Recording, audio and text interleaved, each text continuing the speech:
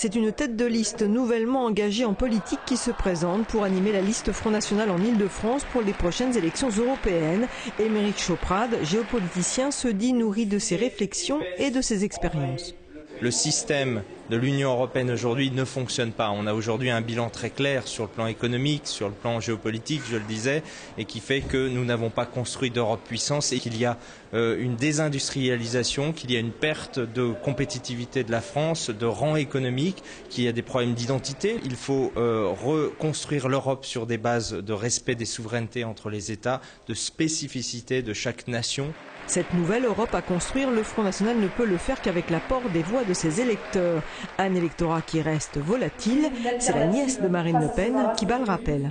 Nous avons un électorat qui est dit, c'est le terme des experts, sociologiquement abstentionniste. On parle en particulier des jeunes et des classes populaires. Donc c'est vrai qu'il y a un enjeu particulier. Ceux qui pensent condamner la construction européenne par l'abstention se trompent. En réalité, l'abstention, c'est le blanc-seing au grand mouvement en place UMP-PS. Pour ces élections, le secrétaire départemental du Front National, Philippe Chevrier, candidat également en Île-de-France, a fixé ses objectifs, obtenir à 20% des suffrages.